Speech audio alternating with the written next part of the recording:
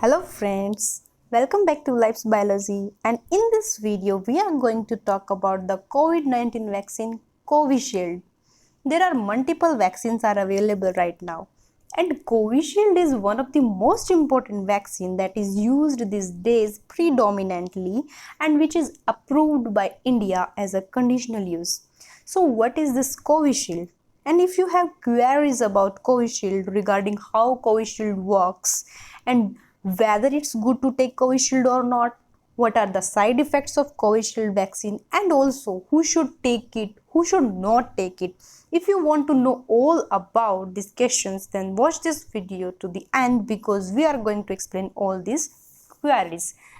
So very first thing is that congratulations to our scientists, the virologist, microbiologist and their tireless efforts that they put together to get the vaccine ready within a year of the major strike of COVID-19 disease. So normally vaccine making process is lengthy because a long time to produce and a longer time for clinical trials. But for this situation, the situation was so difficult that we need to produce it really fast and the approval must come faster even. So that's why the vaccine is still available. There are many doubts and myths and anything regarding these vaccines. Many people says we will not take the vaccine. It is the same virus. Why should we take it all and all? Your all these doubts will be clear in this video. So the thing is that first of all, the vaccine is safe. Okay, the first thing that I should say, this is safe. But thing is the efficacy, and all these things we need to consider, we need to decide, we need to check more and more clinical data in order to understand it properly. So very first thing that I want to talk about Covishield vaccine. The Covishield vaccine is the AstraZeneca Oxford formulation of the vaccine. That is the formula by AstraZeneca Oxford, and that is manufacturing in India by the Pune based, right? Serum Institute of India. So Serum Institute of India in Pune, they start producing this vaccine couples of months back, and now they are producing a quantity which is moderate amount and that can meet our expectations almost. So this vaccine is now made in India and the price range between 250 to 400 rupees. Okay, so now the question is, the most important part that I want to discuss here is that how this Covishield works. And once you understand how the Covishield works, many hypothetical questions in your brain will be answered. So very first thing is that how it works. If you want to know how vaccines works in very simple terms, what is vaccine?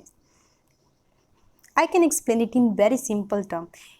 It is simply, in our body we have immune system, right? So the whole process, if you want to understand that how these vaccines work, how Covishield works, first of all we need to understand how coronavirus affects our body. Okay, so how COVID-19 affect the body. देखिए मैं आपको बहुत easy और simple भाषा में समझाती हूँ कि कोरोना जो वायरस है, देखना बहुत एनिमेशंस देखते हैं आप, ये मैगजीन्स में, न्यूज़पेपर्स में, हर जगह एनिमेटेड जो इसकी कोरोना की जो पिक्स हम देख रहे हैं, इसके ये जो स्पाइक लाइक जो कांटे से निकले होते हैं ना, इसको हम बोलते हैं स्पाइक प्रोटीन। यही सबसे ज़्यादा डेंजरस होता है स्पाइक प्रोटीन। अगर ये जो इसको तोड़ दिया जाए ना, तो ये कोरोना किसी काम का नहीं है। कोरोना से कोई नहीं डरेगा। ओके, और नेक्स्ट जो चीज़ है इसके अंदर दूसरी, वो है इसके अंदर इसका जेनेटिक मटेरियल। जो स्पाइक प्रोटीन है ये क्या करते हैं, यही जो है हमारी बॉडी के अंदर जाके एंट्री करने में हेल्प करता है। और जो जेनेटिक मटेरियल है इसके अंदर, जो ये हेलिक्स लाइक स्ट्रक्चर है, स्क्रीन पे आपको दिख रहा होगा, ये क्या करता है कि मल्टीप्लिकेशन करता है। जेनेटिक मटेरियल आरएनए की मल्टीप्लिकेशन करता है, ये रिपीटेड कॉपीज बनाता है।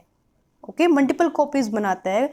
तो जैसे ही ये जो जेनेटिक मटेरियल अंदर है उसको कब 1 लाख बना देगा, 1 से 1 करोड़ बना देगा, कुछ भी नहीं पता। जनरेशन बढ़ाने के लिए होता है ये। ओके, और उसके बाद क्या है कि ये जो स्पाइक प्रोटीन है ये बॉडी में केवल सिर्फ और सिर्फ लंग्स को ही टच कर सकता है, बाकी शरीर में कहीं से भी एंट्री शरीर के अंदर सेल्स में नहीं कर सकता। सेल लंग्स के जो सेल्स होते हैं वो काफ़ी सेंसिटिव होते हैं और सेल्स में भी जो सेल मेम्ब्रेन होता है ना, वहाँ से ये एंट्री नहीं कर सकते। ये जो आपको स्क्रीन पे ब्लू ब्लू दिख रहे हैं ना, ये सेल मेम्ब्रेन है और ये जो ग्रीन है ये रिसेप्टर्स लगे होते हैं।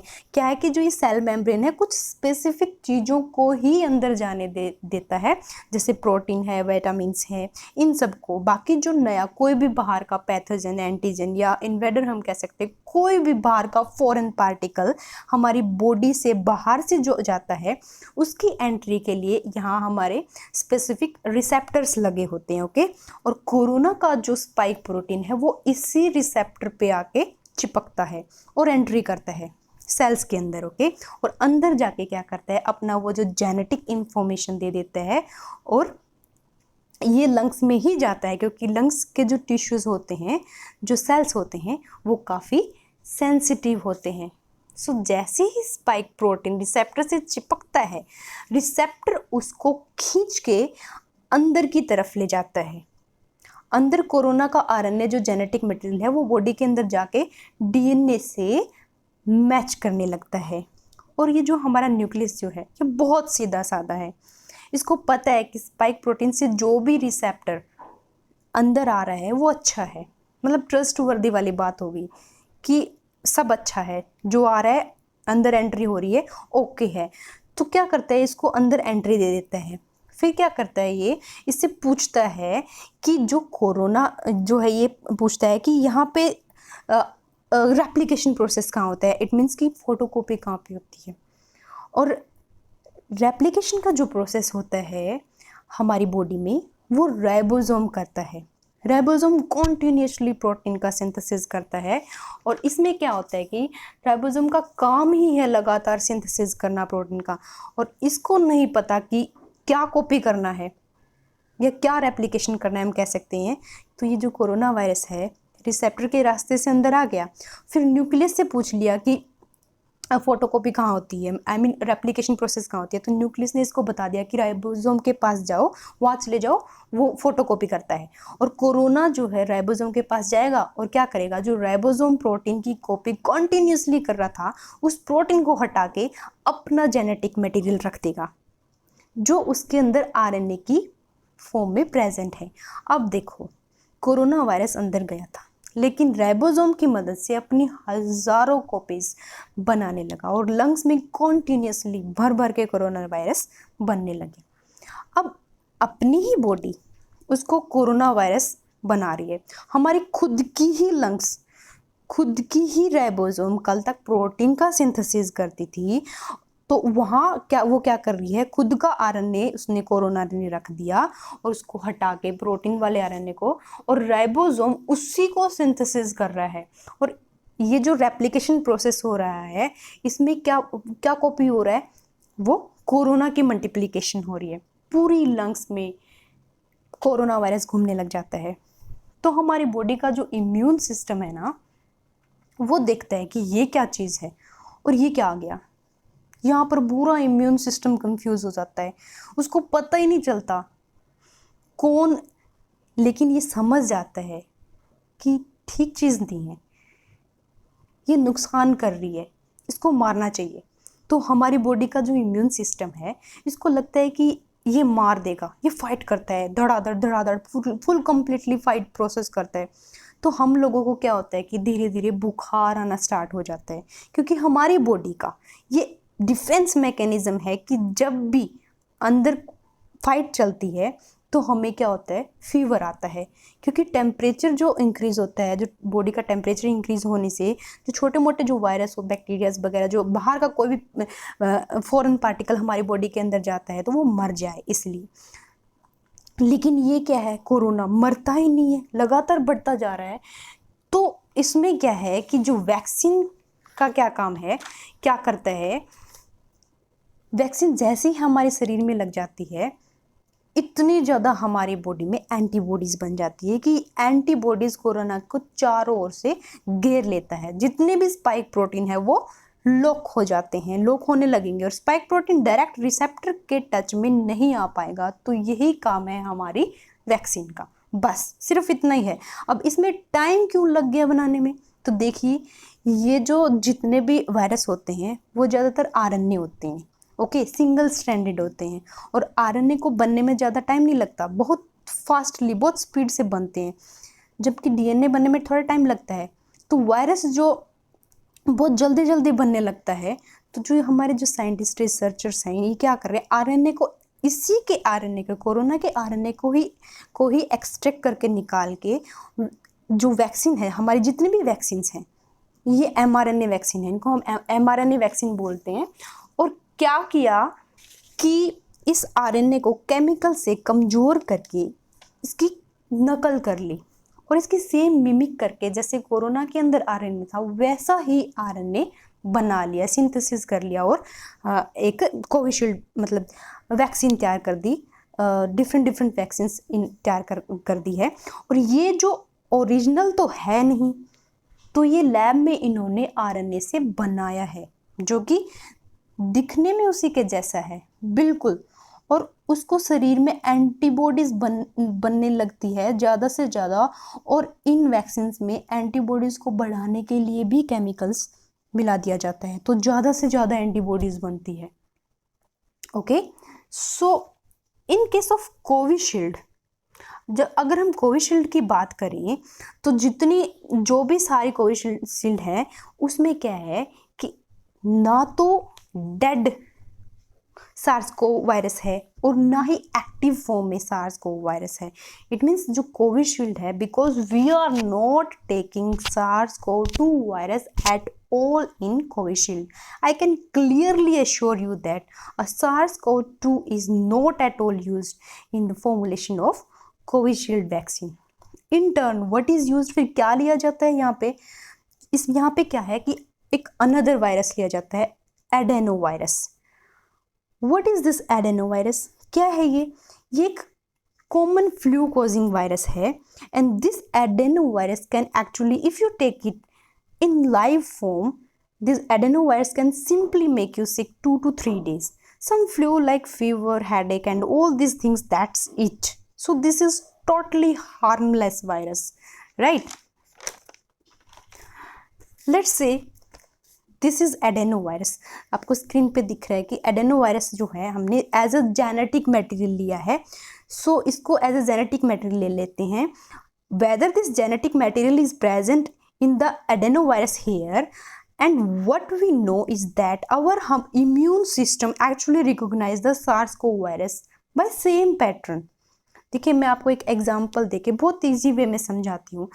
देखिए, अगर हम कहते हैं कि कोई भी इंसान XYZ, जैसे पूछते हैं कि X कैसा दिखता है, वो लंबा है, बोना है, डार्क और फेयर कॉम्प्लेक्शन है, कैसी उसकी आँखें हैं, कैसा फेस है, ये सब तो क्या है कि उसकी जो हम करेक्टरिस्टिक्स हैं यही देखते हैं ना। और हमारी जो बॉडी है, हमारी बॉडी का जो इम्यून रिस्पॉन्स है वो भी डिटो बिल्कुल इसी तरह ही डिटेक्ट करता है कि वायरस और बैक्टीरिया के वो जो करेक्टरिस्टिक्स होते हैं उसी के बेस पे देखता है। So characteristics is based on the coat of the virus. और जो इसकी जो विशेषताएं क्या है कि वो जो हमारे जो रिसेप्टर्स जो बाहर कोट पे लगे हैं, स्पाइक्स प्रोटीन जो है, ये इसको डिटेक्ट करता है। So different source of protein यहाँ प्रेजेंट होते हैं, जो रिसेप्टर है जो कि प्रोटीन के ही बने हुए होते हैं। और एक बार जब ये रिसेप्टर हमारे इम्यून सिस्टम इसको पहचान लेता है कि ये क्या है और कौन सा स्पेसिफिक रिसेप्टर है, और जब इम्यून सिस्टम को पता लग जाता है कि ये जो रिसेप्टर है ये SARS-CoV-2 वायरस का है, ना कोई एडेनो वायरस का और ना कोई वायरस का, तो ये जो कोविशील्ड वैक्सीन है इसमें हम क्या लेते हैं, एडेनो वायरस लेते हैं। हम कोरोना का जेनेटिक मटेरियल नहीं लेते, SARS-CoV-2 का हम नहीं लेते हैं इसमें जेनेटिक मटेरियल। ये कम्प्लीटली हार्मलेस है। और इसके बाहर जो है, जो ये रिसेप्टर्स हैं जो कि नॉर्मल एडेनोवायरस है, उसको रीडिज़ाइन करके उसकी इस प्रकार से इंजीनियरिंग करी कि जो अंदर जो सेंटर में एडेनो वायरस है वो एज अ जेनेटिक मटेरियल ले लिया, और जो बाहर जो ये कॉड प्रोटीन है वो SARS-CoV-2 का ले लिया, और ये जो है यही है हमारी कोविशील्ड वैक्सीन। ओके, और जब ये वैक्सीन हमारी बॉडी में दी जाती है तो ये हमारी बॉडी रिकॉग्नाइज करके इसको एज अ प्रोटीन SARS-CoV-2, इसके बेस पे क्या करती है, कॉड प्रोटीन एंटीबॉडीज को डेवलप करने लगती है, राइट। एंटीबॉडीज को डेवलप कर करके जो इसके जो चारों तरफ सरफेस पे जो small small specific coat protein है जो कि SARS-CoV में पाए जाते हैं वो लिए जाते हैं। सो रिमेंबर दिस, ये जो सिर्फ कॉड प्रोटीन है SARS-CoV-2 में हमें ये नहीं मार सकता, इसकी इतनी हिम्मत नहीं है कि कुछ नुकसान पहुंचा सके। ये जो रिसेप्टर्स हैं सिर्फ और सिर्फ जो ये कॉड प्रोटीन है ये सिर्फ और सिर्फ एंट्री देने के लिए हमारे काम करता है। तो इसकी वजह से कोई कोविड-19 नहीं होगा। कोविड-19 तब होगा जब कोरोना वायरस खुद लाइव फॉर्म में होगा, जब वो जिंदा होगा और जब उसके अंदर खुद का जेनेटिक मटेरियल होगा। और हमने क्या लिया है इसमें जेनेटिक मटेरियल, तो एडेनो वायरस का लिया है जो कि बिल्कुल भी हार्म नहीं करता, हार्मलेस है। उससे ज़्यादा से ज़्यादा क्या होगा, हेडेक होगा, फ्लू, थोड़ा बहुत फीवर हो जाएगा, बस 2-3 दिन यही प्रोसेस होगा, इससे ज़्यादा और कुछ नहीं होगा। उससे इतना ज़्यादा हमारी बॉडी को कोई इफेक्ट नहीं पड़ने वाला है। तो लेकिन जब इसके पास जेनेटिक मटेरियल ही नहीं होगा तो कोई कोरोना भी नहीं होगा, ओके, क्योंकि हम इसमें सिर्फ सरफेस रिसेप्टर ले रहे हैं, ओके। क्योंकि एंटीबॉडीज भी तो प्रोटीन ही है ना, जो हमारी बॉडी ने बनाई है। बाहर वाले जो एंटीजन या पैथोजन के लिए हम कह सकते हैं, जो हमने कोविशील्ड दी है उसके बाहर जो हमने SARS-CoV-2 के जो वो रिसेप्टर्स लगाए हैं, और अंदर एडेनो वायरस का हमने जेनेटिक मटेरियल एक इंजीनियरिंग करके ऐसी एक वैक्सीन तैयार की है। तो इसमें क्या करता है कि वो एंटीबॉडीज़ क्या करती है, उसको एनगल्फ करने के लिए। देखो मैं इजीली समझाती हूँ आपको कि जो एंटीबॉडीज़ बनाई है हमारी बॉडी ने ये SARS-CoV के बेस पर ही बनाई गई है। फिर जब कभी भी नेक्स्ट जब हम वैक्सीन के बाद जब रियल में SARS-CoV-2 एक्टिव या ओरिजिनल फॉर्म में हमें कोरोना होता है तो क्या है कि हमारी बॉडी के पास क्या है, ऑलरेडी इससे फाइट करने के लिए पावर है, क्योंकि एंटीबॉडीज हमने ऑलरेडी बना ली है। तो रियलिटी में ये है कि हम जो कोविशील्ड ले रहे हैं इससे कोई कोरोना वायरस नहीं होता। We will not taking the live और we are not taking the same virus, okay. So it is completely wrong, we are not taking any SARS-CoV-2। हम क्या ले रहे हैं, एडेनो वायरस ले रहे हैं, लेकिन जो सराउंडिंग में कॉड प्रोटीन है वो मॉडिफाइड फॉर्म में है, और वो ऐसे मॉडिफाइड की गई है कि SARS-CoV जैसी दिखती है। तो सिर्फ और सिर्फ उसकी मिमिक तैयार की है, उसकी नकल करी है सिर्फ SARS-CoV-2 की। और जब एक बार मैकेनिज्म क्लियर हो गया ना तो ये अच्छे से आप समझ पाएंगे कि हमारे जो भी मतलब हमारी हाइपोथेटिकल जो सिचुएशन है, मतलब जो भी हम भरम पाल रखे हमने, वो सारे के सारे आपके क्लियर हो जाएंगे कि हम कोरोना वायरस नहीं ले रहे हैं, ना ही डेड फॉर्म में ले रहे हैं, ना ही लाइव फॉर्म में ले रहे हैं। हम कोविड नहीं ले रहे हैं, SARS-CoV-2 नहीं ले रहे हैं। हम क्या ले रहे हैं, सिर्फ एज एक जो नॉर्मल सा जो हार्मलेस है एडेनो वायरस का जेनेटिक मटेरियल के साथ एक फॉर्मेशन कोविशील्ड वैक्सीन ले रहे हैं। That's why we are said that vaccination for COVID-19 finally a suitable vaccine for COVID-19 is still not over, because the efficacy है हमारी वैक्सीन की, मीन्स ये जो वैक्सीन है कितनी इफेक्टिव है, कितना असर करेगी। So the efficacy was tested that after the vaccination is done with the person contained the virus from some other places, the real virus from other places, then how many time it's protecting the person, कितना वो इंसान को protect कर सकती है। It was find out the efficacy of Covishield vaccine as per ultimately the phase 3 trial data and all we will found out to 70.4%, which is not much very effective. And effective vaccine means more than 90% at least. Okay, so that's why we are said that the vaccination for COVID-19 is finding a suitable vaccine for COVID-19 is still not over, because the vaccination we have right now, the Covishield, is only 70.4% effective. Now normally these doses is still not finalized by DCGI in India, but the doses is found to be 2 doses, and after first dose, generally if we check the efficacy, it ranged max to max 70%, but generally it was found in different countries that after second dose the efficacy becomes near about 90%, but it was not sure, people were not sure. But in India, the phase clinical trial taking this vaccine will make is going on, and near about 1500 to 1600 people are enrolled in the trial, and the data is not available for public, but it was found that the overall efficacy is going to be 70.4%. so this is the efficacy of Covishield vaccine, 70.4%. Now let's talk about another more interesting factor. That factor is the side effect and passive reactions. So जैसे मतलब as we know, vaccination in any other medication just have a side effects, and we need to always looking the side effects. That's why the different rounds of clinical trials are there. So to evaluate the side effects, we can clearly see that as it's a common flu causing virus, so taking this vaccine will make you feel a little flu-like symptoms.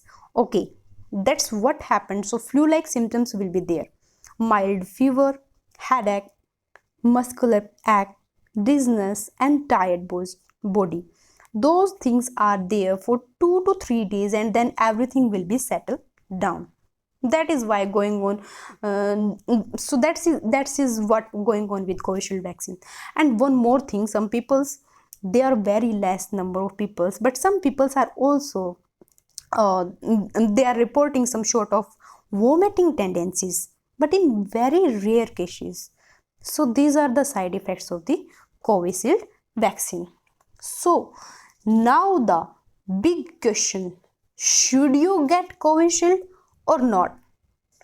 Now, if you are a health worker, if you are a frontliner worker, then obviously you got Covishield. But think about the others, how the many people are thinking like whether we get Covishield or not. The answer to that is that there are multiple factors to decide. The factor number one is that the efficacy there is 70.4%.